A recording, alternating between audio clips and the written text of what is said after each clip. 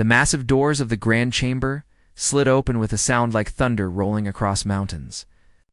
Ambassador Linda Hayes stepped forward, her boots clicking against the polished crystal floor that stretched before her like frozen starlight.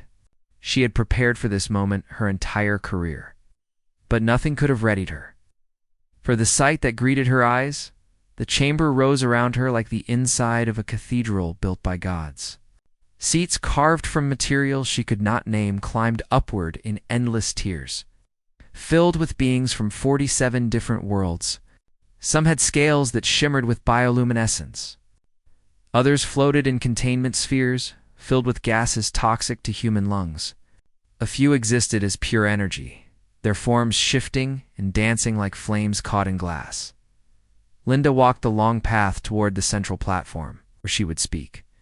Behind her came her delegation, Admiral Kevin Brooks, whose gray hair and weathered face spoke of decades spent among the stars. Captain Maria Santos, the youngest fleet commander in Earth's history, and Dr. Nathan Cole, who had dedicated his life to understanding alien biology. They moved together through the alien stairs, for humans alone, in a sea of the unknown. The Velthary High Arbiter presided over the assembly from a throne that seemed to absorb light itself. The Velthary were ancient beings, creatures of pure energy who had long ago abandoned physical forms. This one wore ceremonial armor of black metal, and within that armor blazed a consciousness older than human civilization. When it spoke, the words formed directly in Linda's mind. The petition of Earth for membership in the Galactic Council would now be heard. Linda had practiced her speech 1,000 times. She spoke of humanity's achievements, their journey from primitive caves to the stars. She described their art, their music, their endless capacity for wonder. She acknowledged their flaws openly, believing that honesty would serve them better than deception. The council listened in silence. When she finished, evidence began. Holographic displays filled the air around her, showing images she had hoped the galaxy would never see. Wars fought with nuclear fire. Cities reduced to ash. Concentration camps and mass graves. The systematic destruction of their own planet's environment. Generation after generation of violence, cruelty, and conquest. Linda watched her species' history play out before beings who had achieved peace millennia ago. She saw the judgment forming in their alien eyes, in their chemical signatures, in the fluctuations of their energy patterns. The High Arbiter spoke again.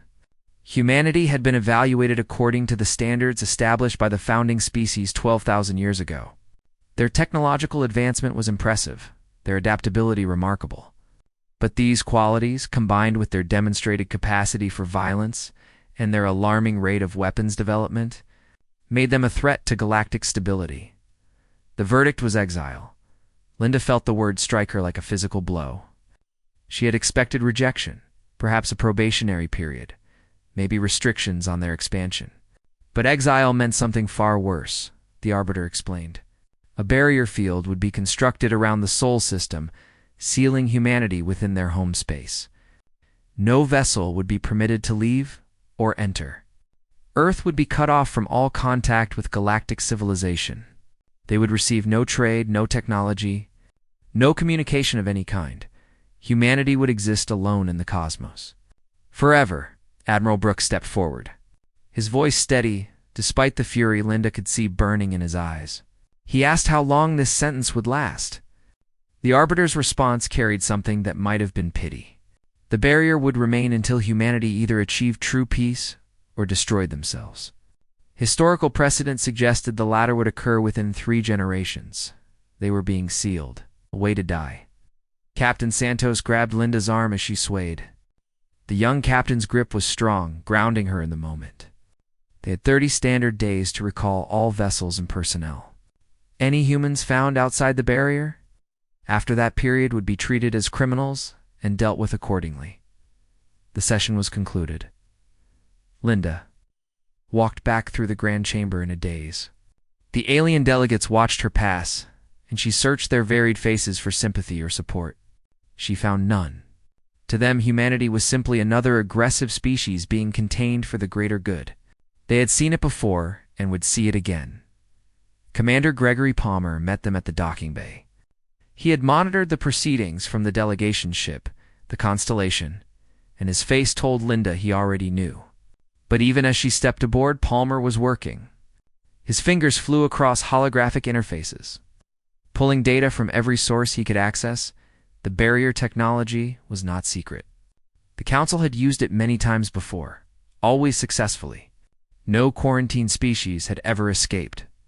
Palmer showed them the records. The grim statistics of civilizations that had risen and fallen behind crystalline walls of force. Some had lasted decades, others centuries. All had eventually collapsed. But Palmer had noticed something in his analysis. A small detail that sparked a dangerous light in his eyes. The barrier was designed against known technology. Every propulsion system, every weapon, every engineering principle used by Council species followed certain established patterns.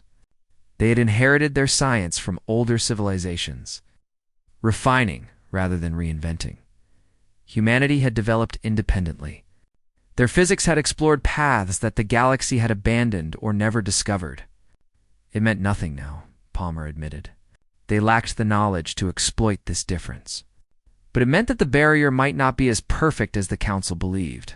Dr. Cole watched the alien ships gathering outside the viewport, their forms strange and beautiful against the backdrop of stars humanity would soon lose. He spoke quietly about what he had observed during his time on Council worlds. These species had achieved wonders, but they had also grown complacent. They had not faced a real challenge in millennia. They had forgotten what it meant to fight for survival. Admiral Brooks listened to his colleagues and said nothing for a long time. When he finally spoke, his voice carried the weight of his years and the steel of his convictions. The Council had made their decision based on humanity's past. They had looked at what humans had been and assumed it showed. What they would always be, they had not considered what humanity might become when united against a common enemy, the Constellation. Departed Nexus Prime with the other human vessels, beginning the long journey back to Sol. Behind them, construction had already begun on the barrier that would seal their fate. Linda stood at the observation window and watched the galaxy. She would never explore or grow distant.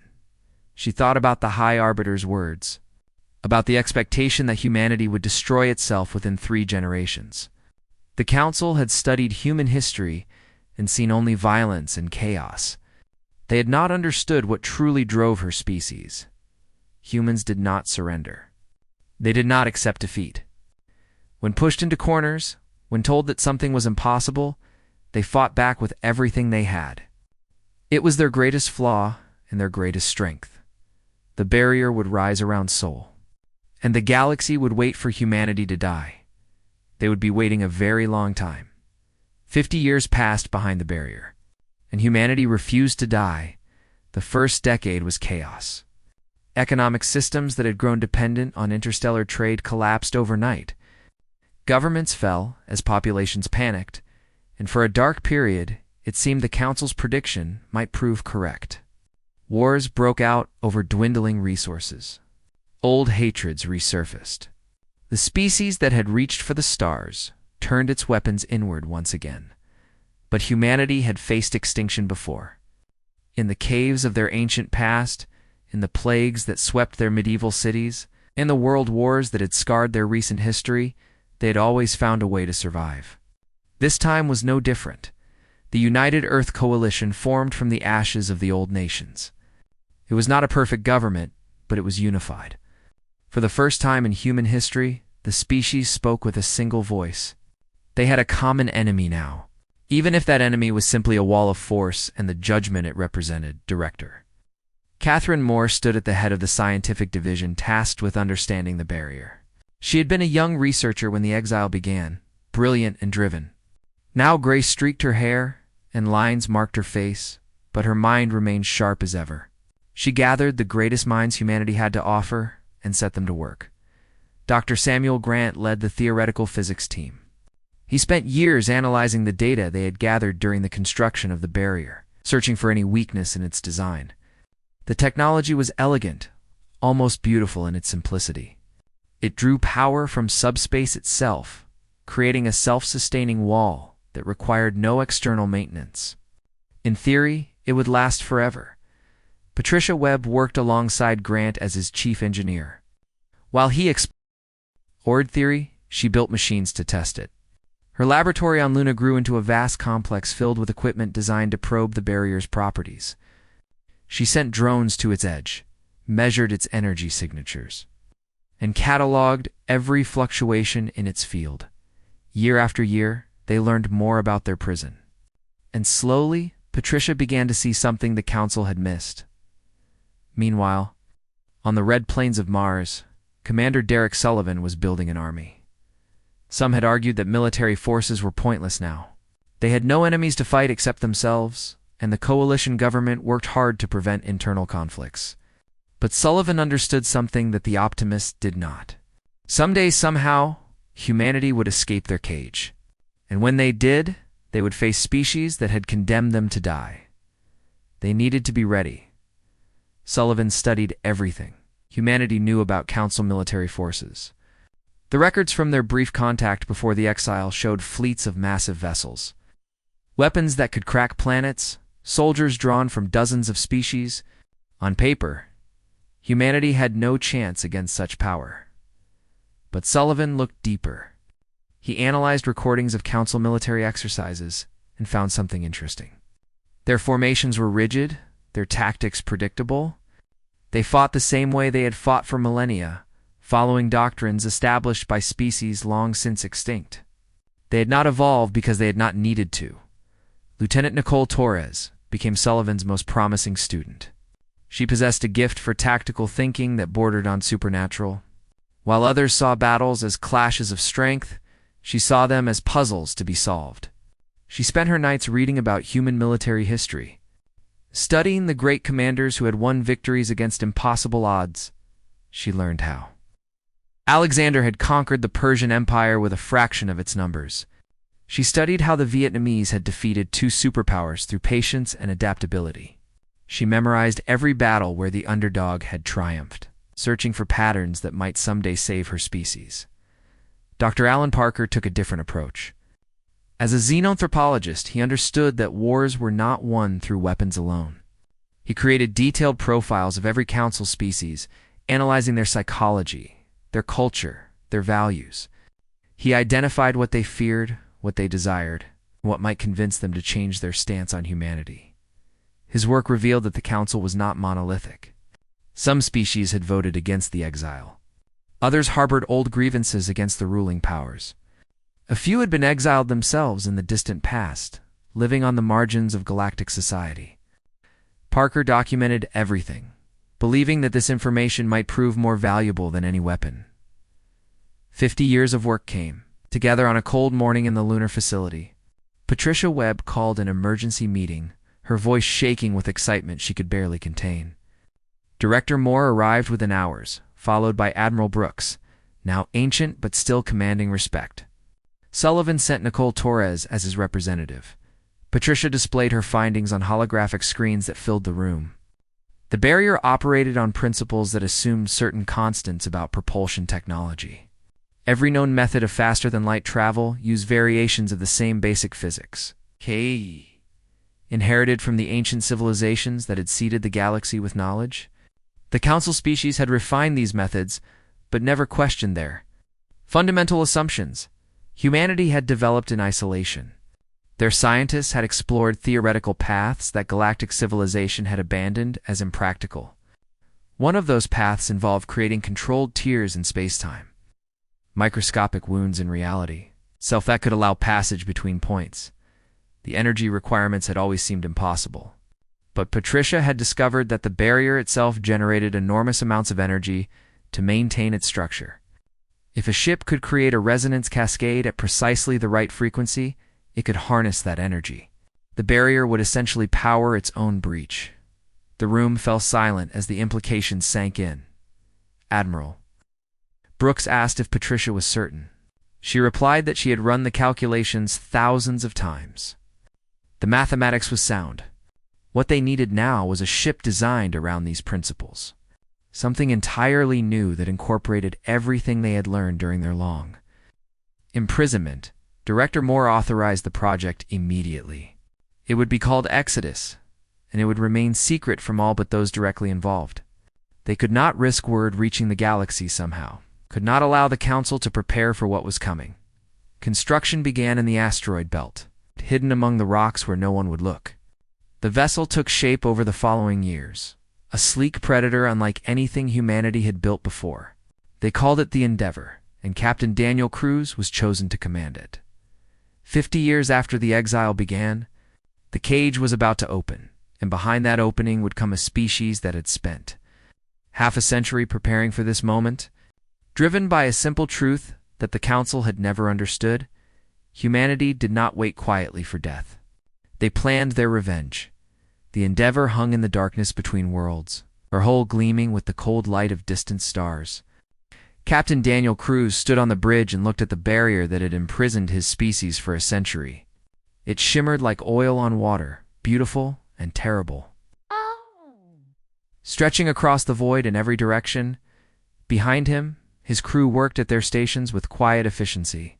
They had trained for this moment their entire lives. Some had been born after the exile, knowing nothing but the prison that surrounded their world. Others remembered the days before, when humanity had walked among the stars and dreamed of joining galactic civilization.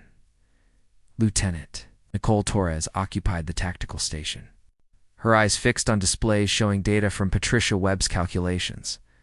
She had argued for years that this mission required her presence. Sullivan had finally agreed, recognizing that if they succeeded, her skills would be needed for what came next. The experimental drive hummed in the heart of the ship, a system built on principles that Council scientists had dismissed as impossible. Patricia Webb monitored it remotely from Luna, her team ready to make adjustments at a moment's notice. Everything they had worked for during the long years of exile came down to this single attempt. Daniel gave the order to begin. The drive activated with a sound like reality itself, tearing at the seams. The Endeavor shuddered as energies beyond human comprehension flowed through her systems. On the view screen, the barrier began to ripple. Responding to frequencies it had never been designed to encounter, Nicole watched her displays and called out readings. The resonance cascade was building exactly as predicted. The barrier's own energy was being channeled into the breach point, turning the prison wall into the key that would unlock it. For a terrifying moment, the ship existed in two places at once. Crew members reported seeing double images, feeling sensations of being stretched across vast distances. The hull groaned under stresses that no human vessel had ever experienced. Then they were through. Daniel stared at the view screen in disbelief. Stars that had been hidden behind the barrier now blazed before them, bright and clear and free. The galaxy stretched out in all directions, a canvas of possibility that humanity had been denied for 100 years. The communication system activated. Using quantum entanglement technology that Patricia had developed specifically for this purpose, Daniel's voice crossed the barrier that could no longer hold his people, carrying 3 simple words back to Earth: "We are through." The response came within minutes. Director Catherine Moore, sustained by the most advanced life extension technology humanity possessed, congratulated them with tears in her voice. But she also delivered orders. The breach would not go unnoticed forever. They needed to move quickly. Dr. Alan Parker had spent decades studying the species that existed on the margins of galactic society. These were the rejected ones, the exiled, the forgotten. Some had been deemed too aggressive, others too primitive. A few had committed crimes against Council laws and been cast out to survive. However they could, Parker believed these species might welcome an alliance with humanity. They shared a common grievance, after all. The Council had judged them unworthy and thrown them away. The Endeavor set course for the outer reaches, a region of space far from Council patrols where many exiled species had gathered. It took weeks to reach their first destination, a barren world called Morith Prime. The Morith had once been a proud warrior species, their empire spanning a dozen systems. 3,000 years ago, the Council had demanded they disarm their fleets and submit to galactic law. The Morith had refused, and their civilization had been systematically destroyed. The survivors lived now in scattered tribes, their once great technology reduced to primitive tools. Daniel landed the Endeavor on a plain of red dust beneath twin suns. He stepped out alone, as protocol demanded, to meet whatever welcome awaited him. Nicole argued against this risk, but Daniel understood that this moment required a personal touch. He was asking these people to trust humanity. Trust began with vulnerability. A delegation of Morith approached across the plain. They were large beings, roughly humanoid, but covered in thick hide that could deflect blades. Their leader was an old warrior named Gervak, his body marked with scars that told the story of a lifetime of struggle. Gervak studied Daniel, quit his eyes that had seen the fall of his civilization. He asked what humanity wanted from the Morith. His voice carried the weight of millennia of bitterness and defeat. Daniel spoke honestly. He explained the exile, the barrier, the century of imprisonment. He described the breakthrough that had freed them, and the war he knew was coming. He did not make promises of glory or guarantees of victory. He simply offered the Morith a chance to stand with humanity against those who had cast them both into darkness. Gervak listened without expression. When Daniel finished, the old warrior asked only one question. Did humans truly intend to challenge the council? Not raid and retreat, not hide in the shadows, but actually challenge the power that had ruled the galaxy for 12,000 years? Daniel met his gaze without flinching. He told Gervak that humanity had spent a century preparing for this fight. They had studied council tactics, developed new technologies, and trained warriors who knew nothing but the dream of freedom. They would not stop until the council either accepted them as equals or fell before them. Gervak was silent for a long moment. Then he did something that Daniel had not expected. He laughed, a deep rumbling sound that echoed across the empty plain. The old warrior extended his hand in a gesture of alliance. He said that his people had waited 3,000 years for someone foolish enough to challenge the council. If humanity was willing to lead the charge, the Morith would follow. Word spread through the outer reaches like fire through dry grass. Other exiled species heard that humanity had escaped their prison and was building something. Delegations arrived at secret meeting points. Representatives of civilizations that had been forgotten by galactic history, the Vorn, beings of crystalline intelligence, came because the Council had attempted to eradicate them for their different form of consciousness. The Kishari, masters of biological engineering, came because they had been exiled for modifying their own bodies. The Threll came because they remembered an ancient wrong and saw a chance for justice. Within a year, the Coalition of the Forgotten had begun to take shape. And at its center stood humanity, the species that the Council had tried to bury alive. They were about to learn what happened when you buried something that refused to stay dead. 5 years after the breach, the Coalition of the Forgotten had grown beyond anything humanity had dared to imagine. 17 species had joined their cause, each bringing unique strengths and ancient grievances against the council that had cast them aside, Fleet. Admiral Nicole Torres stood on the command deck of her flagship, the New Horizon, watching the combined fleet move through formation exercises. Ships of every design filled the void around her, now from the massive Moroth war cruisers to the swift Kishari bioships that moved like living creatures through the darkness. It was the strangest armada the galaxy had ever seen. It was hers to command. The challenge of forging these diverse forces into a single, fighting unit had consumed years of her life. Each species had different tactical traditions, different command structures, different ideas about honor and warfare. The Morith believed in direct confrontation, while the Threll preferred ambush and deception. The Vorn calculated every engagement with mathematical precision, and the Kishari adapted their strategies organically as battles progressed. Nicole had studied them all, found a way to make their differences work together. She created a unified command system that respected each species' strengths while compensating for their weaknesses. Joint training academies taught warriors from different worlds to fight side by side, building trust through shared hardship. Commander Derek Sullivan, ancient now, but still sharp, served as her advisor. He had spent his entire career preparing for a war that many believed would never come. Now that war approached, and he found peace in knowing that his work had not been wasted. He watched Nicole command with a pride that went beyond words. Dr. Marcus, Cole carried on the work his grandfather Nathan had begun a century ago. The young xenobiologist had developed medical protocols that could treat any coalition species, saving lives that would have been lost to simple incompatibility.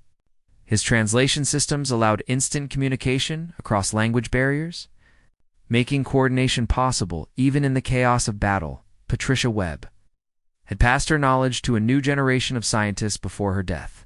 Her finest student, Dr. Christopher Hayes, proved upon her original breakthrough and created drives that could outpace anything in the Council's arsenal. Coalition ships were smaller than Council vessels, but faster and more maneuverable, reflecting humanity's historical preference for agility over brute force. The Coalition established hidden bases throughout unclaimed space, moving constantly to avoid detection. Intelligence networks gathered information about Council movements, and spies within sympathetic species passed along crucial data. They knew the Council was searching for them. But the galaxy was vast and their enemies complacent. The moment of revelation came when a Council patrol fleet stumbled upon a Coalition supply depot in the outer reaches. The Velthari commander, confident in his superior firepower, transmitted a demand for immediate surrender. His fleet outnumbered the small Coalition garrison. 5-1, Nicole arrived with a strike force 4 hours later. The battle that followed became legendary. Council doctrine emphasized formation fighting and overwhelming firepower, tactics that had worked for millennia against disorganized enemies.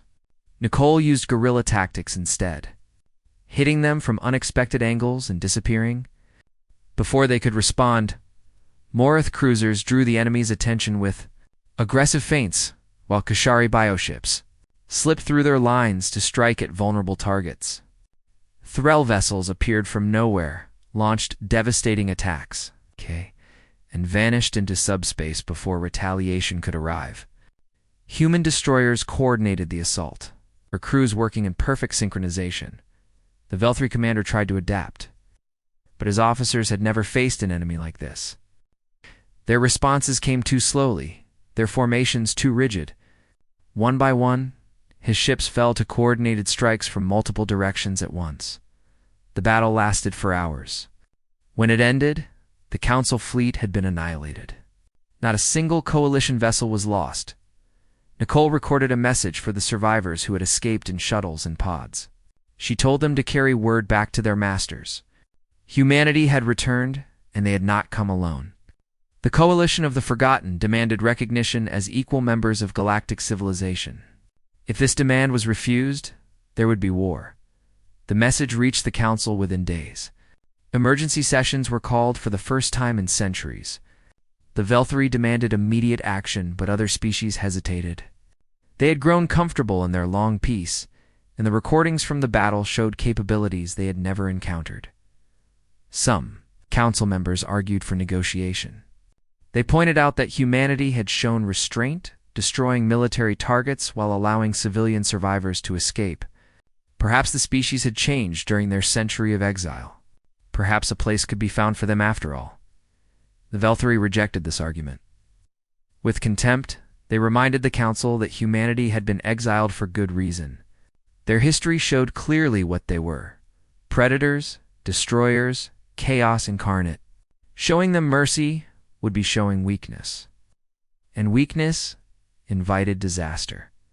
The vote was close, closer than anyone had expected. In the end, the Velthari position prevailed by a narrow margin. The Council would not negotiate with exiled species. The Coalition would be hunted down and destroyed, no matter the cost. Director Catherine Moore received word of the decision through channels that had remained loyal to humanity despite everything. She called a meeting of the Coalition Command Council, gathering leaders from every member species in a hidden station. Deep within a nebula, she told them that the war they had feared and prepared for had finally come. The Council would throw everything they had against the Coalition, determined to crush this rebellion before it could spread. They would face the greatest military force the galaxy had ever assembled.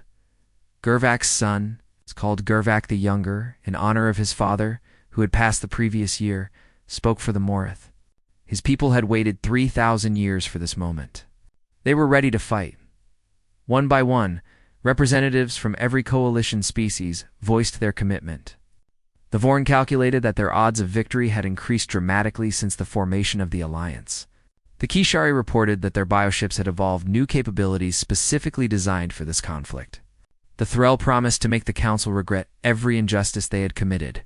Nicole Torres listened to their speeches and felt something she had rarely experienced in her life of preparing for war. She felt hope. The coalition was outnumbered and outgunned. The Council Kantar all more territory, more resources, more ships than they could ever match. By every reasonable calculation, they should have been planning their final stands rather than their campaigns. But Nicole knew something the Council had forgotten. Wars were not won by resources alone. They were won by determination, by creativity, by the willingness to sacrifice everything for victory. Her alliance had spent lifetimes nursing grievances and dreaming of justice. They had nothing to lose and everything to gain. The Council had ruled the galaxy through complacency and tradition. They were about to learn what happened when those they had discarded rose up to claim their place among the stars. The coalition of the Forgotten went to war. The war lasted 3 years, and it changed the galaxy forever. Council forces met coalition fleets across 1,000 battlefields, and on nearly every one of them, the ancient powers found themselves outmatched. Their admirals commanded ships more powerful than anything their enemies could field, but power meant nothing against tactics they could not understand. Fleet. Admiral Nicole Torres became the most feared name in the galaxy. Her strategies appeared in Council intelligence reports as warnings, her victories studied by officers desperate to find some weakness in her methods. They found none. She adapted faster than they could respond. Learning from every engagement and improving with every battle, the coalition struck its supply. Lines and communication networks. Cutting the Council's forces off from each other and from command. They hit military installations and withdrew before reinforcements could arrive. They turned the Council's vast territory into a liability, forcing them to spread their fleets thin to protect holdings had never imagined might be threatened. But humanity had not come to conquer. Nicole issued strict orders to every coalition commander. Civilian populations were to be protected, not punished. They fought the Council's military, not its people. And when a planet's defenders were defeated, the coalition offered terms that surprised everyone. "Stand down and withdraw from the conflict," they said, "and no harm will come to your world. The war is with those who condemned us, not with those who simply followed orders." Many species accepted. The Council's unity, built on centuries of shared privilege and mutual benefit, cracked under the pressure of actual conflict. Species that had voted against humanity's exile saw a chance to make peace with the rising power. Others simply recognized that the Council was losing and chose survival over loyalty. General Raymond Price led the ground campaigns. Working alongside Gervak, the younger and commanders from a dozen coalition species, they developed combined arms tactics that no enemy could predict. Blending the aggressive Morath style with human flexibility and Thrall stealth, cities that should have held for months fell in days to assaults from directions the defenders never expected. Dr. Marcus Cole followed the armies with medical teams drawn from every coalition world. He saved lives on both sides of the conflict, treating wounded Council soldiers with the same care he gave his own people.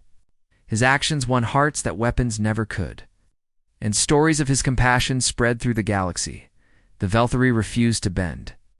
They had architected humanity's exile, had spoken most loudly for the prison that should have destroyed them. Surrender to the very species they had condemned was unthinkable. Their High Arbiter declared that Velthara would fight to the last warrior, the last ship. The last breath of energy in their forms, Nicole accepted this challenge with grim determination. The final campaign would be against the heart of Council power, the species that had ruled the galaxy's fate for 12,000 years. The assault on Velthara became the largest military operation in galactic history. Coalition fleets from every member species gathered in a staging area 3 systems away, preparing for the push that would end the war. Human vessels flew alongside Morath cruisers, Kashari bioships, Thrall raiders, and ships from a dozen other worlds united by common cause. Captain Daniel Cruz commanded the Endeavor in the vanguard of the attack. The ship that had breached the barrier a decade ago had been upgraded repeatedly, packed with the latest technology that human and coalition scientists could devise. Its crew had fought together through the entire war, their bonds forged in countless battles. The Velthari had prepared their defenses well. Orbital fortresses surrounded their homeworld, ancient installations that had never been tested in actual combat. Minefields and automated weapons platforms created layers of death between the Coalition fleet and its target. The High Arbiter commanded from the surface, directing forces through a network of relays that had coordinated Velthari power for millennia. Nicole studied the defenses and found their weaknesses. The fortresses were powerful but inflexible, designed to withstand sieges rather than dynamic assault. The minefields followed predictable patterns established by doctrine older than human civilization. The automated platforms could not adapt to threats they had not been programmed to recognize. The attack began at dawn on Velthara's capital city, a symbolic choice that Nicole hoped would be remembered by history. Coalition forces struck from multiple vectors simultaneously, overwhelming the defenders' ability to respond. Human destroyers punched holes in the minefield, while Morith cruisers drew fire from the orbital fortresses. Kishari bioships slipped through the chaos to deliver strike teams directly to key installations. Nicole watched from the New Horizon as her fleets dismantled defenses that had stood for 10,000 years. She felt no joy in the destruction, only the grim satisfaction of a job well done. The Velthari had condemned her species to death. Now they faced the consequences of their judgment. The battle raged for 3 days, before Velthari resistance finally collapsed. General Price led ground forces through the streets of the capital, securing government buildings and communication centers with minimal civilian casualties. Gervak the Younger planted the Coalition flag on the steps of the High Chamber where humanity had been exiled. A gesture his father would have appreciated. The Endeavor landed in the Grand Chamber itself, its hull scarred by weapons fire but its systems intact. Captain Daniel Cruz walked down the ramp and into the hall where Ambassador Linda Hayes had received humanity's sentence more than a century ago. The crystalline screens that had displayed human crimes now showed the Coalition banner. The Velthari High Arbiter waited for him, its energy form dimmed by defeat. It asked what humanity intended for its people. Execution? Exile? The irony of either fate would not be lost on history. Daniel spoke carefully. He said that humanity had learned much during their century behind the barrier. They had learned patience and determination, but they had also learned wisdom. The Velthari would not be punished as humanity had been punished. There would be no prison, no exile, no slow death and isolation. Instead, there would be change. The new galactic order took years to establish, but its principles were clear from the beginning. Every species would have a voice in governance, not just those deemed worthy by ancient standards. Military strength would serve defense, not dominance. Science and culture would be shared freely, not hoarded by the powerful. Dr. Christopher Hayes opened his propulsion technology to all species, ending the monopoly that had kept the galaxy divided for millennia. Medical advances developed by Marcus Cole became freely available, saving billions of lives across hundreds of worlds. The barriers that had separated civilizations for countless generations began to fall. Nicole Torres retired from active command to lead the new Galactic Defense Force, which welcomed warriors from every world regardless of their species' history.